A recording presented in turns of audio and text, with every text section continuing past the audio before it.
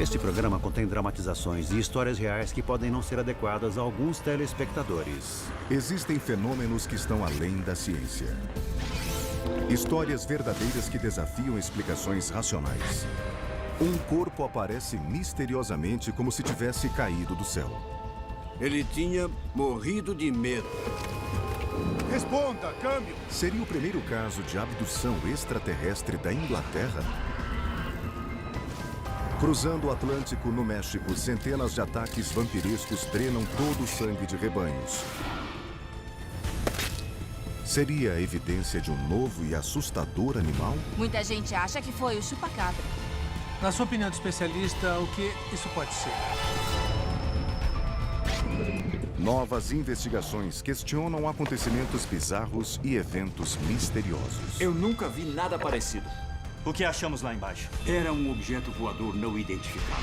Um decolute e outro decolute. Testemunhas oculares e evidências recentes abrem novas possibilidades. O que eu vi foi real. Não faz nenhum sentido. Repense tudo que você acredita saber. Histórias inacreditáveis. Todmorden. Uma cidade pacífica em meio aos Montes Peninos, na Inglaterra.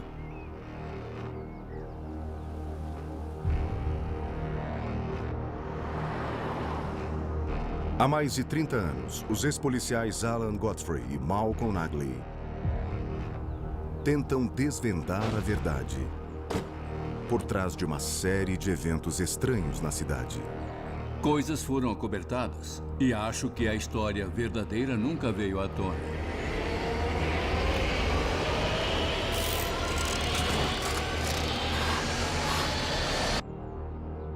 Malcolm e Alan acreditam que uma morte misteriosa em 1980 pode ser explicada por um incidente extraordinário no mesmo ano. O policial Alan Godfrey faz uma patrulha de rotina. Começamos a receber ligações de cidadãos dizendo que vacas estavam andando pela cidade. Eu peguei o carro e decidi ir investigar.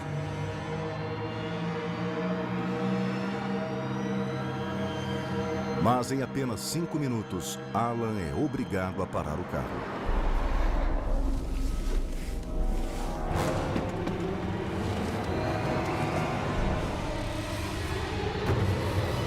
Tinha um objeto bloqueando a estrada totalmente. As folhas que normalmente ficam no chão estavam voando ao redor dele. O que quer que seja, o objeto está a apenas 20 metros do carro de Alan.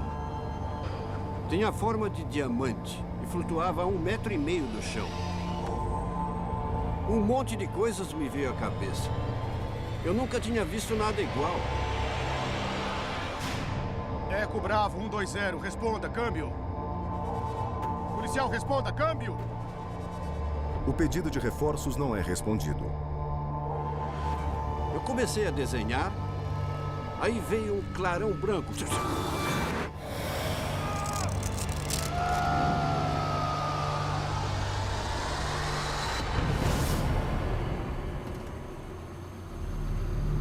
Alan volta a si dentro de seu carro. Passaram-se 40 minutos dos quais ele nada se lembra. E ele está 50 metros adiante na rua. Tinha sumido. O que quer que fosse me abalou muito. Me abalou mesmo.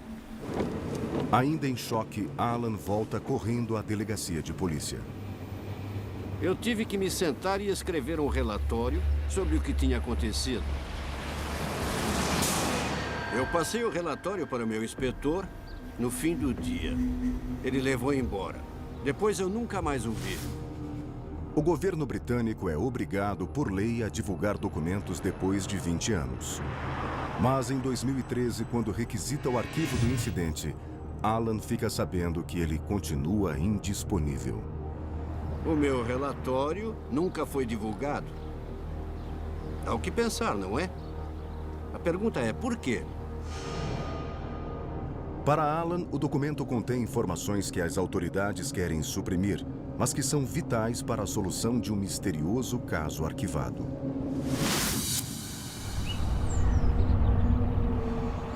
Junho de 1980, 5 meses antes.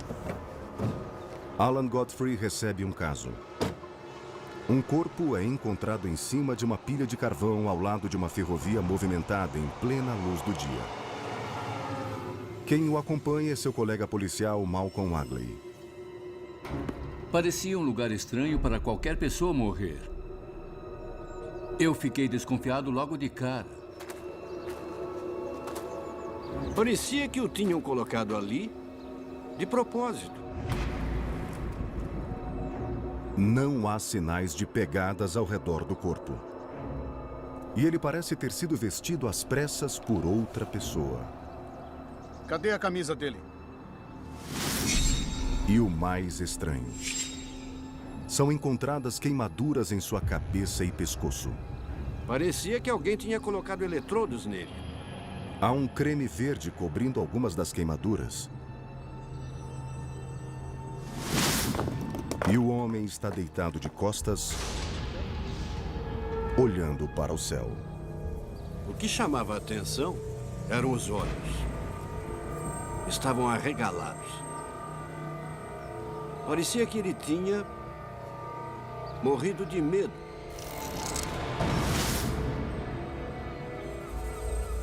A prioridade de Alan Malcolm é descobrir exatamente quem é o homem. Após vários apelos, ele é identificado como Zygmunt Adamski, de 56 anos. Ele tinha desaparecido há 5 dias e seu corpo foi encontrado em Todmorden, a 30 quilômetros de seu lar. Não havia motivo para ele estar em Todmorden. Ele não tinha nenhuma ligação com a cidade. Onde ele tinha passado 5 dias? Onde ele esteve antes de ir parar na pilha de carvão? Ninguém sabe. Primeiro, os investigadores suspeitam de uma overdose de drogas. O corpo é enviado para um exame completo. Mas não são encontrados drogas ou álcool em seu organismo. Olhos abertos, mas sem hemorragia. O legista conclui que a causa da morte foi um ataque cardíaco.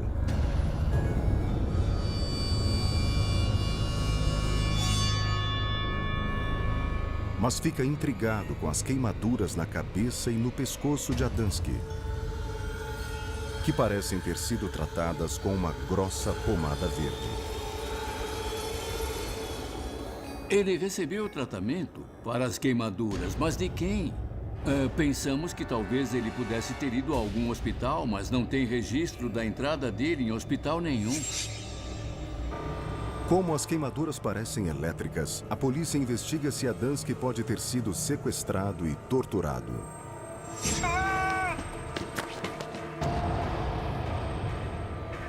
Mas ele não tem inimigos e a teoria é descartada.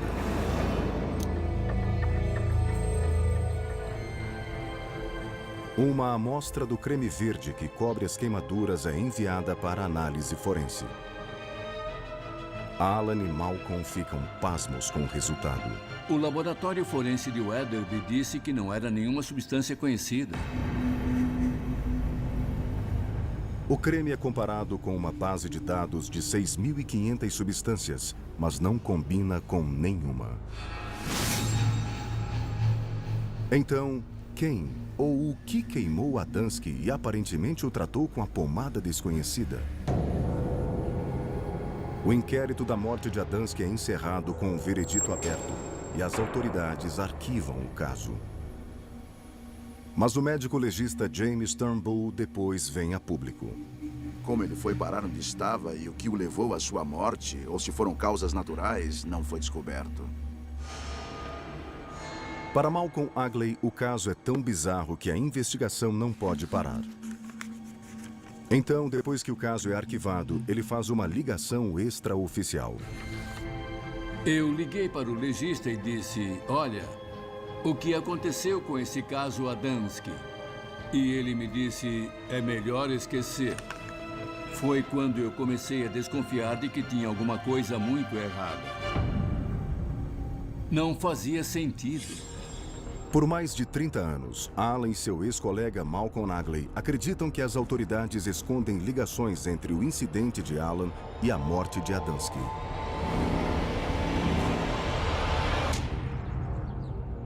Eles acobertaram alguma coisa, obviamente. A causa da morte é definida como ataque cardíaco. E depois que o caso é arquivado, o responsável pela autópsia de Adamski revela mais. Ele falou: "Você já ouviu a expressão morrer de medo ou morrer de susto? Foi isso que causou o ataque cardíaco." Uma descarga súbita de adrenalina pode causar uma arritmia cardíaca fatal. Não é tão absurdo quanto parece. Londres. Sem dúvida é possível morrer de medo. Certas pessoas já têm problemas e uma descarga súbita de adrenalina pode ter um forte impacto sobre o coração. Isso pode causar uma perturbação na frequência cardíaca, a chamada arritmia, que para algumas pessoas pode ser fatal. Em outras pessoas pode causar uma mudança profunda na função e na forma do coração, levando à falência. Uma descarga súbita de adrenalina pode causar uma arritmia cardíaca fatal. Mas o que pode ser tão assustador que mata Adamski de medo? Alan Godfrey descobre a resposta ao ter o seu próprio encontro 20 semanas depois. Depois do meu encontro, investigadores de OVNIs perguntaram se podiam me hipnotizar.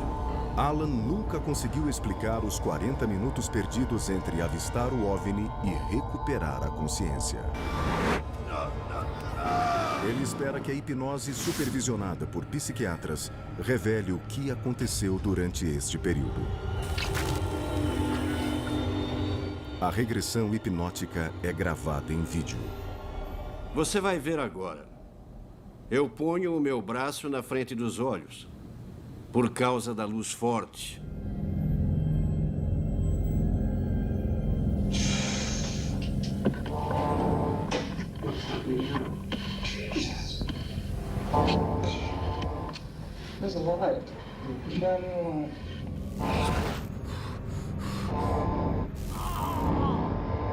Então eu conto que fui abduzido e sofri um exame médico.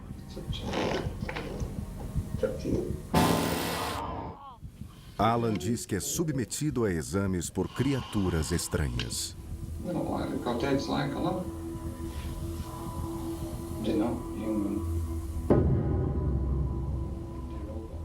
Aquelas criaturas horríveis de 1 metro de altura prenderam coisas em mim. Dá para ver no vídeo como eu estou transtornado e com muito medo.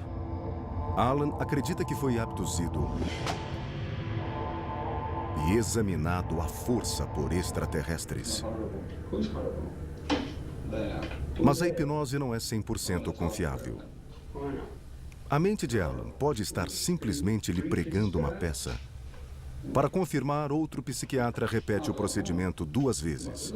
E a história é sempre a mesma. Reviver um evento exatamente da mesma forma, quase palavra por palavra, em 3 ocasiões diferentes, com 2 psiquiatras diferentes, dá o que pensar, não é?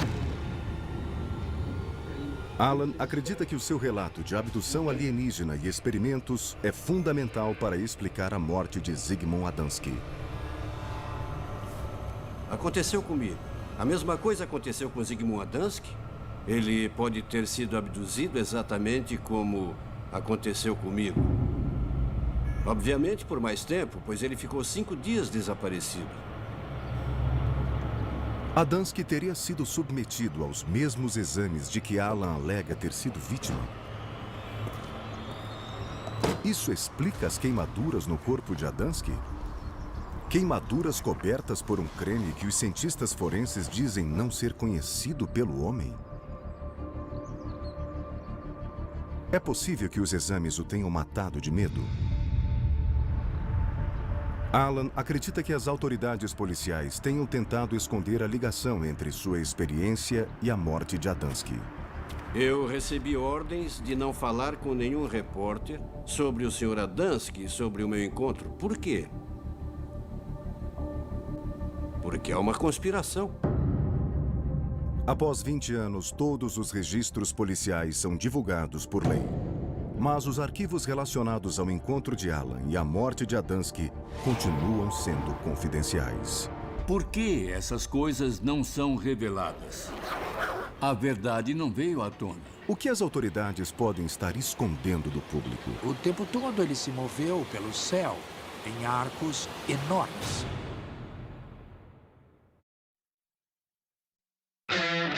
Quem não gostaria de trabalhar com dois dos... Os ex-policiais Alan Godfrey e Malcolm Nagley acreditam que a morte misteriosa de Zygmunt Adamski está relacionada ao suposto encontro de Alan com uma aeronave não identificada. Tinha forma de diamante e flutuava a 1,5 metros do chão. Anos depois, Malcolm convence outros policiais a falar sobre a ligação preocupante.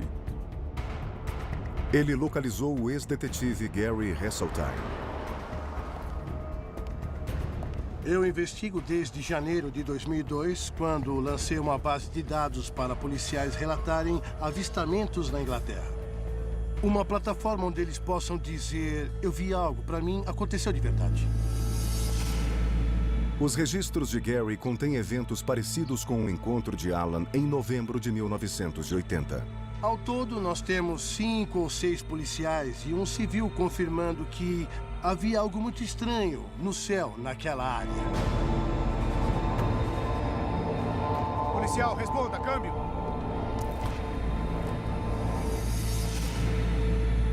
Malcolm encontra um destes homens.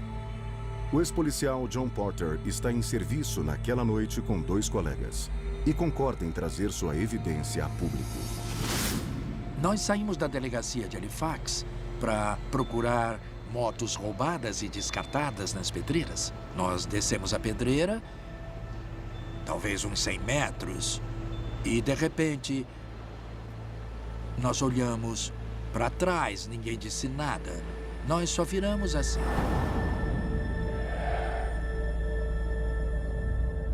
E lá no céu tinha uma luz fria, azul, metálica.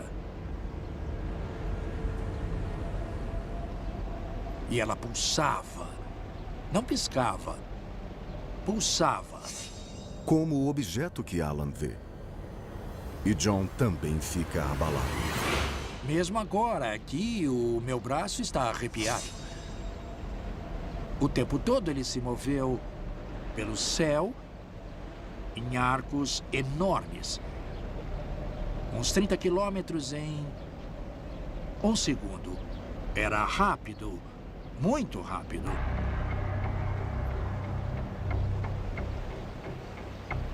Deve ser difícil, não é? Ver uma coisa que você não consegue explicar. Mesmo como um policial treinado, a gente fala: eu não estou acostumado com isso, o que é isso? E o tempo todo a gente tenta pensar no que pode ser, em absorver a informação e tentar retê-la. Porque em algum momento vamos ter que passar para alguém. Bem, foi uma experiência única.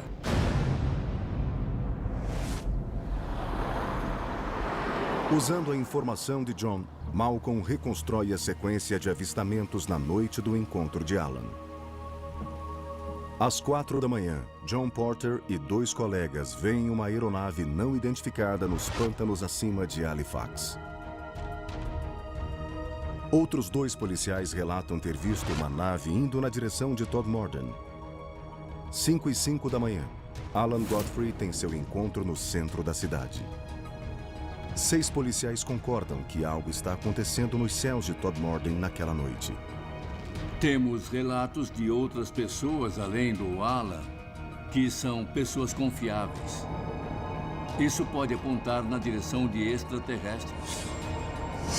Poderiam novos testemunhos finalmente provar o que aconteceu com Zygmunt Adamski? Estávamos em frente à nossa casa em Todmorden quando vimos um feixe de luz. E cruzando o Atlântico. Só vou pegar minha lente de aumento. Será o fim da caçada por uma criatura lendária? Poderia a morte misteriosa de Zygmunt Adamski ser resultado de uma abdução alienígena? É a teoria do ex-policial Alan Godfrey. Pois ele acredita que passou pela mesma coisa 5 meses depois.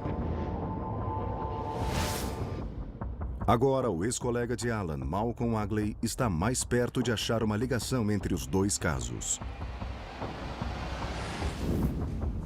O ex-detetive Gary Heseltine localizou uma informação fundamental. Eu encontrei casos de um grupo de estudo de OVNIs em Manchester.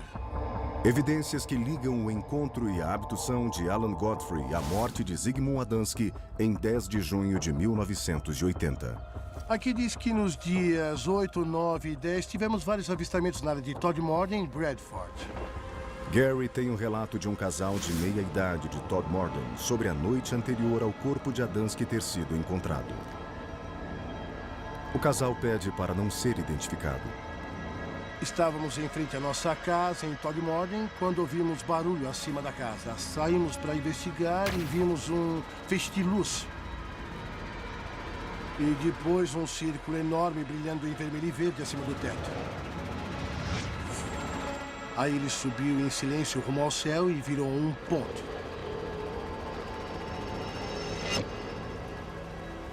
São evidências daquele período de que um OVNI pode estar relacionado ao caso de Zygmunt Adamski. O evento ocorre na mesma área em que Adamski parece ter caído do céu. E a apenas 450 metros de onde Alan tem seu encontro. Adamski morre de medo e tem queimaduras no pescoço e na cabeça cobertas com uma pomada verde, até hoje não identificada.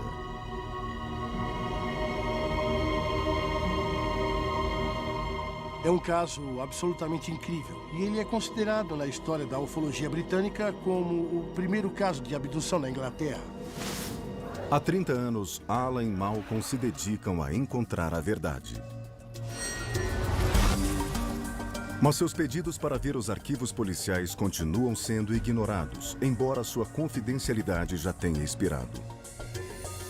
Quando requisitamos acesso ao caso Adamski, a polícia diz que as únicas informações arquivadas são artigos de jornal. Sem dúvida, essas informações estão sendo abafadas. Não podemos ler os arquivos, eles foram lacrados.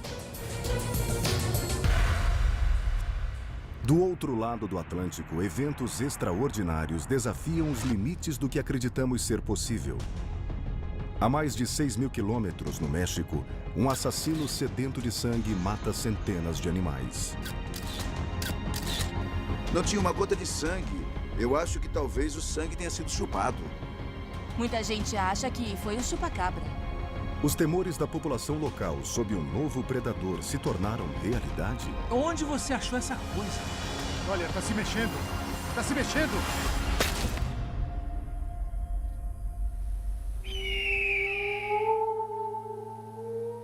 Zapotitlán Salinas, 200 quilômetros ao sudeste da cidade do México. Uma pequena cidade cercada por um deserto. Esta é uma terra mergulhada em lendas e superstições.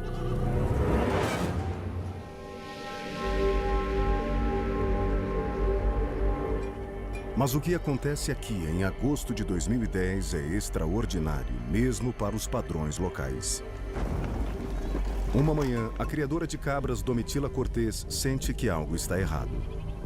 Eu mandei meu marido olhar as cabras porque estavam gemendo.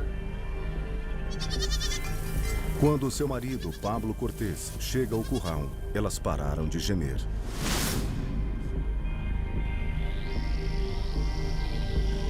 Mataram 90 cabras. Quando eu cheguei, as cabras estavam todas empilhadas. É um massacre em escala inimaginável.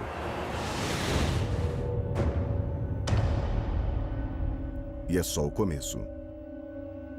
Em menos de 2 meses, 300 cabras são mortas em 7 fazendas nesta região remota.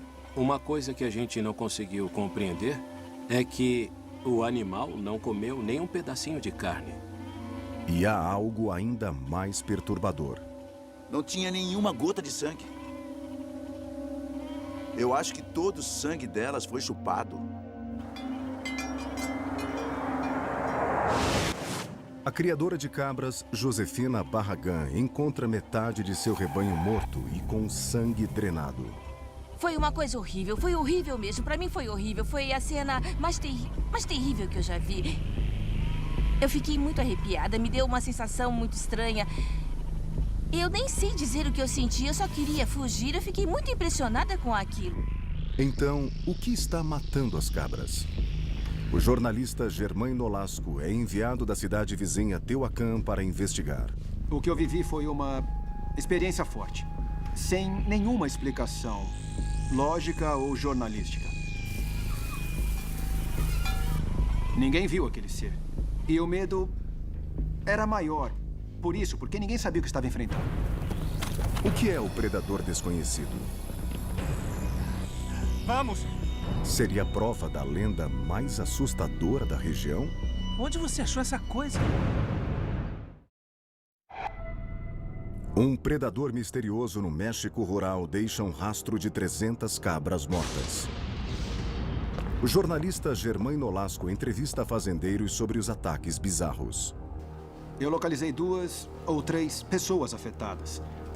E a reação delas foi de dar calafrios. Simplesmente ele mordia o pescoço e deixava os animais totalmente sem sangue. Os moradores temem que um monstro que só deveria existir nas lendas espreite as montanhas. Muita gente acha que foi o chupacabra. O chupacabra faria exatamente o que o seu nome descreve. Desde o primeiro relato sobre a criatura nos anos 90, os relatos no México se multiplicaram. Muitos deles relacionados ao massacre de rebanhos. Aqui no México, o chupacabra seria uma cabra disfarçada com asas que atacava e mordia o pescoço dos animais, tirava todo o sangue deles e os abandonava, deixando-os mortos.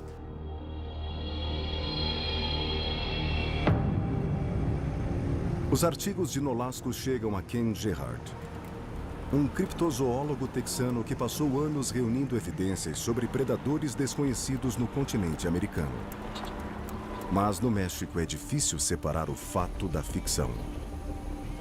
O México tem uma cultura que abraça a espiritualidade. E a superstição e o folclore são componentes importantes disso. Eventos muito inesperados costumam ser vistos como de origem sobrenatural. Ken quer confirmar a versão oficial de que cães são culpados pelos massacres.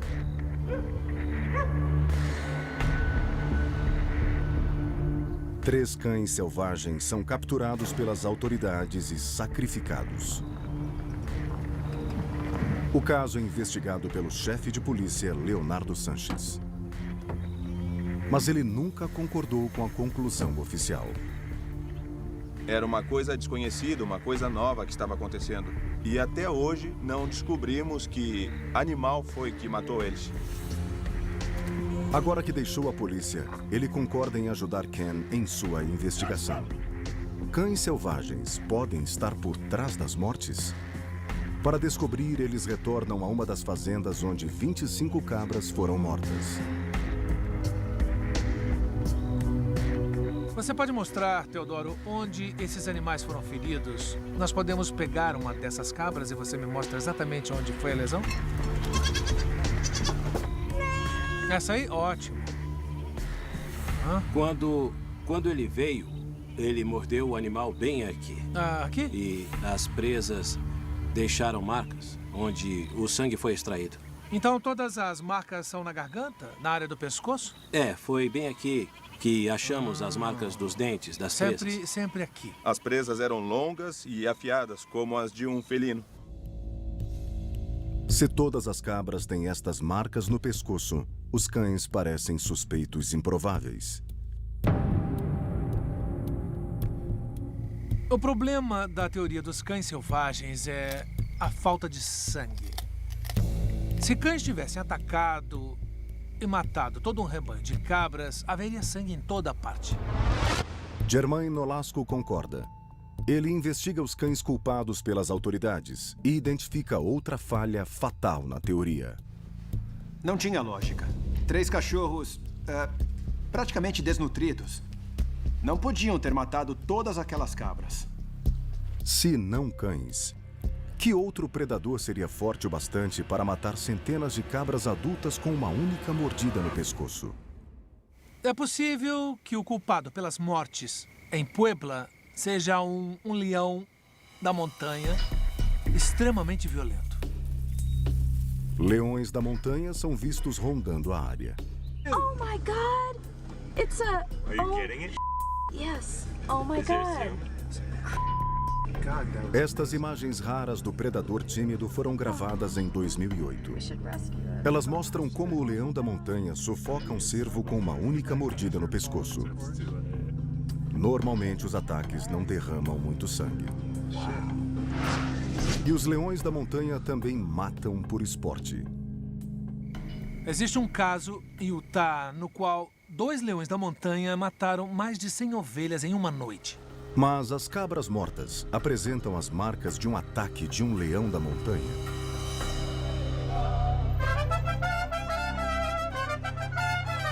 Ken procura Leonardo novamente para examinar fotos tiradas durante sua investigação. Uau! Dá pra ver nessa fotografia. Nossa, olha isso. Uau. Que o animal tá inteiro. Caramba! Eles não comeram o animal. E os donos dizem que o sangue dele foi chupado. Nossa! Mesmo que um leão da montanha tivesse feito isso por diversão, ele não teria chupado o sangue. Estas são as perfurações? São. E são bem profundas, não é? Sim, são. Os únicos animais conhecidos que chupam sangue são os morcegos vampiros, mas eles não matam suas vítimas. Então, as alegações de que centenas de cabras foram ensanguinadas são verdadeiras ou apenas lendas rurais? Ken vai conversar com outro fazendeiro, cujas cabras teriam sido atacadas por uma criatura chupadora de sangue. Senhor Cortés. Como vai, ao seu dispor? 90 cabras de Pablo Cortés são mortas em uma só noite. Todo o sangue foi removido dos animais. Não tinha nenhuma gota de sangue. Sabemos disso porque resolvemos abrir as cabras para ver como estavam e não tinha nada de sangue. 90 animais sem sangue. Eu acho que todo o sangue delas foi chupado. Cortés não é o único a fazer esta alegação espantosa de um predador vampiresco. Eles chuparam o sangue porque não sobrou nada. Nós chegamos à conclusão que ele pode ter sido sugado ou simplesmente bebido pelo mesmo animal. Sinceramente, nada disso faz sentido. Ou é uma espécie conhecida se comportando de forma totalmente estranha, ou é algum tipo de predador desconhecido. É uma conclusão que os moradores locais temem há algum tempo. Se a criatura conhecida como chupa-cabra realmente existe, sem dúvida ela voltará a atacar. Porque donos de rebanhos em toda a América Latina já enfrentam este tipo de ataque há mais de 20 anos. Eu tenho medo. Quando eu saio para o campo, eu penso... Ai, lá vem ele. As pessoas acham que quando acabarem as cabras, será a vez delas. A vez das pessoas. O chupa-cabra pode estar à espreita no México? E neste vídeo, é um chupa-cabra? Eles perceberam quando encontraram este animal que era uma criatura estranha, de um olho só. Tá se mexendo. Por isso que os lavradores entraram em pânico. Quem não gostaria de trabalhar?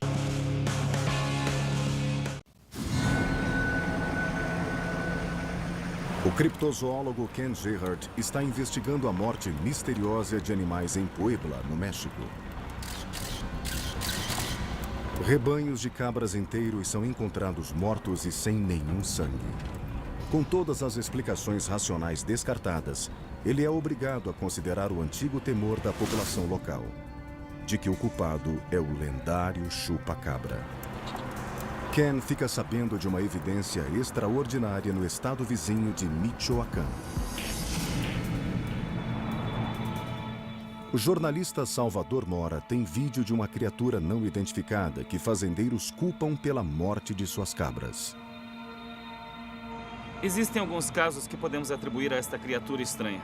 De repente, surgiram cabras e vários outros animais sem uma gota de sangue.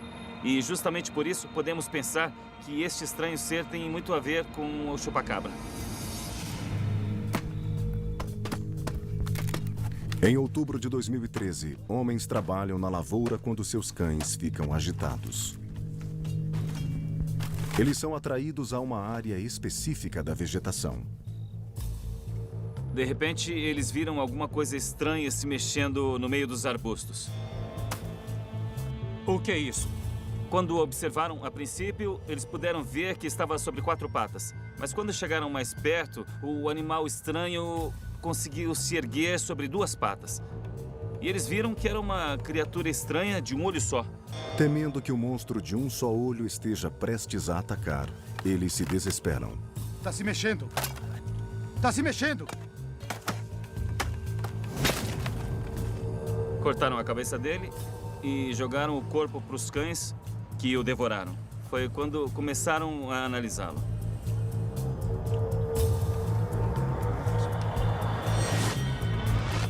E é isso que nós estamos vendo aqui no vídeo. Não combina com nenhuma descrição do chupa-cabra que eu já tenho escutado antes. Existem muitos vídeos falsos hoje em dia. Eu sou muito cético em relação à evidência em vídeo, certo? Não é possível que alguém tenha forjado isso. Seriam as imagens da criatura apenas uma fraude elaborada? Os fazendeiros me entregaram este vídeo. Eles estavam com muito medo. E é isso que me diz que eles viram algo totalmente real, totalmente verdadeiro que eles viram. Sem evidências concretas, como restos mortais, algo que eu possa estudar e examinar, todo caso para mim passa a ser suspeito. Sem nada que corrobore a evidência, Ken é obrigado a seguir em sua busca pelo matador de cabras. Ele parte para Tupic, a 400 quilômetros de distância, para falar com o padre Antônio Aguilar. Boa tarde, padre. Boa tarde. Muito prazer, muito prazer. Na base destas montanhas, eu vou olhar. Os fazendeiros também encontram uma criatura que acreditam estar matando seus rebanhos. Vamos! E desta vez, eles capturam mais do que evidência em vídeo.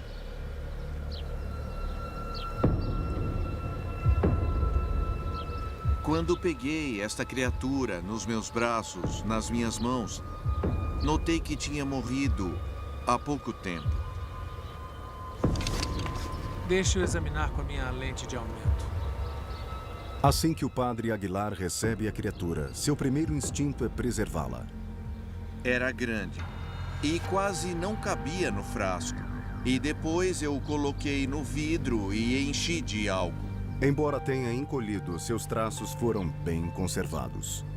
É uma coisa muito esquisita, não é? E tem pelos, não? Pelos? Sim.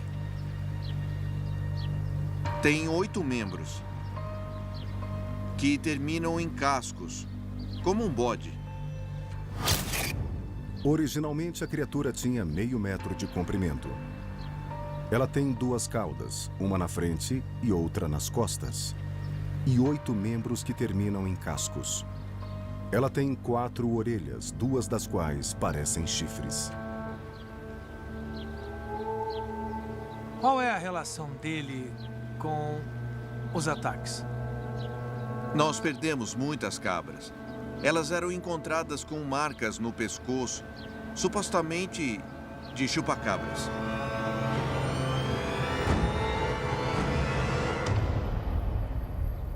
A minha reação inicial foi de que eu podia estar olhando para um artiodátilo mal formado.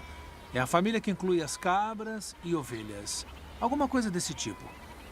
O padre parecia muito sincero na crença de que era uma criatura estranha, possivelmente o chupa-cabra. Mas como eu não tenho certeza absoluta, eu preciso da opinião de um especialista. Finalmente, Ken tem uma evidência física para averiguar a existência do chupa-cabra. Seria a criatura apenas resultado de uma deformação congênita? Ou um predador desconhecido capaz de matar cabras em grande escala? Para confirmar sua identidade, Ken vai à Universidade de Nayarit. Ele marca uma reunião com um patologista veterinário.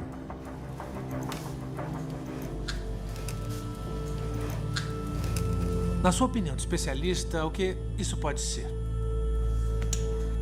Eu não posso dizer exatamente o que é.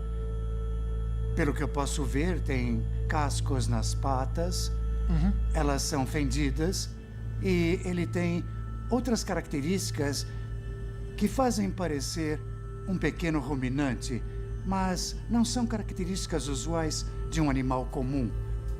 Eu teria que coletar pequenas amostras de tecido para analisar o DNA. Tá bom.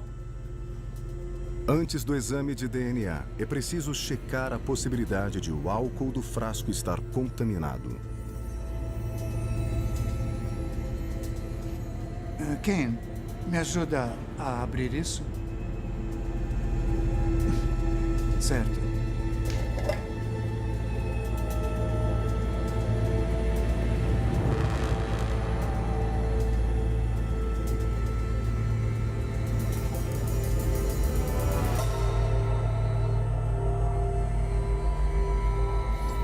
É muito ácido. A solução é altamente ácida com pH 4. Isso indica a presença de grandes quantidades de bactérias. Pelo tempo que ele passou se decompondo antes de ser preservado, não vamos poder encontrar o DNA. Um teste de DNA confiável se mostra impossível. Mas com a identidade exata da criatura ainda desconhecida, um clima de medo ainda ronda a comunidade. Eles diziam que era um demônio. Eu, como sacerdote, tinha que dar uma resposta. Desde que a criatura foi encontrada, o padre Antônio Aguilar tenta aplacar o medo da população. Meus filhos, eu peço que não tenham medo. Existem muitas criaturas e esta que estamos vendo é uma pequena parte da grandeza de Deus. A identidade do predador assassino responsável por drenar o sangue de cabras em todo o México continua um mistério. Pode ser que esse animal continue solto e colocando em perigo a vida dos habitantes dessa região. Novas espécies são descobertas regularmente. A área de Puebla é muito remota e muito pouco habitada. Exatamente o tipo de local onde eu esperaria que um novo animal estivesse escondido. Versão brasileira Vox Mundi.